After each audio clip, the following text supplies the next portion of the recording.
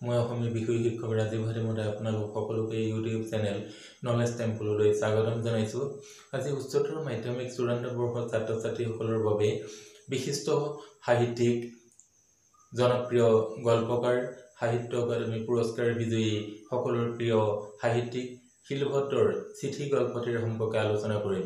ইতিমধ্যে আগৰ খণ্ডটিত চুটিগল্প বুলিলে কি বুজায়, চুটিগল্প উল্লেখযোগ্য বৈশিষ্ট্যসমূহ কি কি সেই সম্পৰ্কে বিস্তৃতভাৱে আলোচনা কৰিছিলোঁ। আজি খণ্ডটিত তোমালোকৰ বাবে অতি প্ৰয়োজনীয় প্ৰশ্ন এটিৰ উত্তৰ আলোচনা কৰিবলৈ লৈছোঁ। সেই প্ৰশ্নটি হৈছে চিঠি গল্পটিৰ নামকৰণৰ সাৰ্থকতা বিচাৰ কৰা। ইতিমধ্যে তোমালোকৰ আগন্তুক চূড়ান্ত পৰীক্ষাৰ বাবে অতি প্ৰয়োজনীয় প্ৰশ্ন বুলি ধাৰণা কৰি এই প্ৰশ্নটোৰ উত্তৰ আজি আলোচনা কৰিবলৈ লৈছোঁ। আহচোন চাওঁ ইয়াৰ উত্তৰটো। যে সাধাৰণতে গল্পকাৰসকলে যিকোনো গল্প এটিৰ নামকৰণৰ ক্ষেত্ৰত কেইটামান বিশেষ কথাৰ ওপৰত গুৰুত্ব দিয়া দেখা যায়। সেই কথাকেইটা হৈছে, প্ৰথম আহিল বিষয়বস্তুৰ ইংগিত, দ্বিতীয় হ'ল মূল চৰিত্ৰৰ পৰিচয় আৰু তৃতীয় হ'ল কেন্দ্ৰীয় ভাৱ। তোমালোকে সদায় মনত ৰাখিব যে গল্পকাৰসকলে সাধাৰণতে যেতিয়া এটা গল্প ৰচনা কৰে, গল্পটোৰ নামকৰণৰ ক্ষেত্ৰত কেইটামান বিশেষ কথাৰ ওপৰত গুৰুত্ব দিয়া দেখা যায়। প্ৰথম কথাটো হৈছে বিষয়বস্তুৰ ইংগিত, দ্বিতীয় কথাটো হৈছে মূল চৰিত্ৰৰ পৰিচয় আৰু তৃতীয় কথাটো হৈছে কেন্দ্ৰীয় ভাৱ। এতিয়া আমি চিঠি গল্পটিৰ নামকৰণৰ ক্ষেত্ৰত শিলভদ্ৰই কোনকেইটা কথাৰ ওপৰতনো গুৰুত্ব আৰোপ কৰিছে তাক বিচাৰ কৰি চাওঁ আহাচোন। এতিয়া চিঠি গল্পটোৰ নামকৰণৰ ক্ষেত্ৰত সাধাৰণতে বিষয়বস্তুৰ ইংগিত আৰু কেন্দ্ৰীয় ভাৱ এই দুয়োটা কথা জড়িত হৈ থকা দেখা যায়। গল্পটোৰ বিষয়বস্তু চিঠিক কেন্দ্ৰ কৰি গঢ় লৈ উঠিছে। আৰম্ভণিৰ পৰা পৰিসমাপ্তিলৈকে গল্পটোৰ বিষয়বস্তুৱেই হৈছে চিঠি। এতিয়া প্ৰথমে আমি দেখিবলৈ পাওঁ ভূদেৱ চৌধুৰীয়ে তেওঁৰ বন্ধু প্ৰশান্ত শৰ্মালৈ চিঠি লিখি প্ৰেৰণ কৰি চিঠিৰ উত্তৰৰ বাবে অপেক্ষা কৰিছে।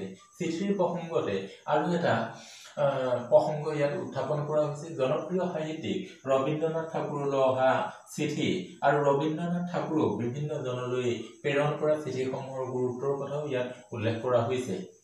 তোমালোকে মন কৰিবা যে প্ৰথম প্ৰসংগটো আমি দেখিবলৈ পাওঁ ভূদেৱ চৌধুৰীয়ে তেওঁৰ বন্ধু প্ৰশান্ত শৰ্মালৈ লিখা চিঠিৰ প্ৰসংগ।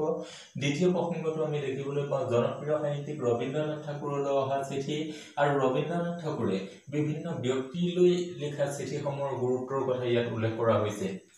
তাৰ পিছৰ প্ৰসংগটো উল্লেখ কৰিছে যে ভূদেৱ চৌধুৰীৰ বিবাহৰ পিছতে বিশেষ অসুবিধাৰ বাবে তেওঁ নিজে বাগানৰ ঘৰত আছিল আৰু তেওঁৰ পৰিবাৰ গাঁৱৰ ঘৰত আছিল। আৰু যেতিয়া তেওঁৰ পৰিবাৰ গাঁৱৰ ঘৰত আছিল তেতিয়া তেওঁৰ পৰিবাৰে নিয়মীয়াকৈ বাগানৰ ঘৰত থকা তেওঁৰ স্বামী অৰ্থাৎ ভূদেৱ চৌধুৰীলৈ নিয়মীয়াকৈ চিঠি লিখিছিল আৰু সেই চিঠিৰ প্ৰসংগটো ইয়াত উল্লেখ কৰা হৈছে। এতিয়া ভূদেৱ চৌধুৰীয়ে তাৰ শেষৰ প্ৰসংগটো উল্লেখ কৰিছে যে ভূদেৱ চৌধুৰীৰ অৱসৰ গ্ৰহণৰ পিছত বন্ধু প্ৰশান্ত শৰ্মালৈ লিখা চিঠিখনক কেন্দ্ৰ কৰি দুয়োখন ঘৰ মানে ভূদেৱ চৌধুৰীৰ ঘৰ আৰু প্ৰশান্ত শৰ্মাৰ ঘৰ, দুয়োখন ঘৰত উৎকণ্ঠা আৰু আনন্দৰ সৃষ্টি হৈছে। চিঠিৰ উত্তৰ লিখাৰ পৰিকল্পনা কৰি থকা প্ৰশান্ত শৰ্মাৰ মৃত্যুৰ খবৰে চিঠিৰ উত্তৰৰ বাবে অপেক্ষা কৰি থকা ভূদেৱ চৌধুৰীৰ সেই আশাৰ মৃত্যু ঘটিছে। গল্পটিৰ কাহিনীৰ সমাপ্তিৰ ফালে মৃত্যুৰ খবৰ ল'বলৈ যোৱা ভূদেৱ চৌধুৰীক সকলোৱে চিঠিখনৰ কথাকে কৈছে।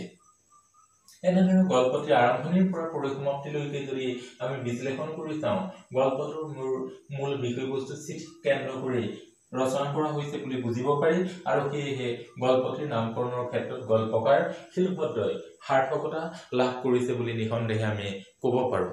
আজি আমি তোমালোকৰ বাবে অতি প্ৰয়োজনীয় এটি প্ৰশ্ন উত্তৰ আলোচনা কৰিলোঁ। আগন্তুক পৰীক্ষাৰ বাবে অতি সম্ভাৱ্য বুলি আমি ধাৰণা কৰিছোঁ যে চিঠি গল্পটিৰ নামকৰণৰ সাৰ্থকতা সম্পৰ্কে বিচাৰ কৰা। আমি এই কথাখিনি আলোচনাৰ অন্তত তোমালোকে নিশ্চয় তাৰ উত্তৰটো সহজে বুজিব পাৰিছা। মই আশা কৰিছোঁ তোমালোকে আগন্তুক পৰীক্ষাত ইয়াৰ উত্তৰ শুদ্ধভাৱে লিখিবলৈ সক্ষম হ'বা। ধন্যবাদ।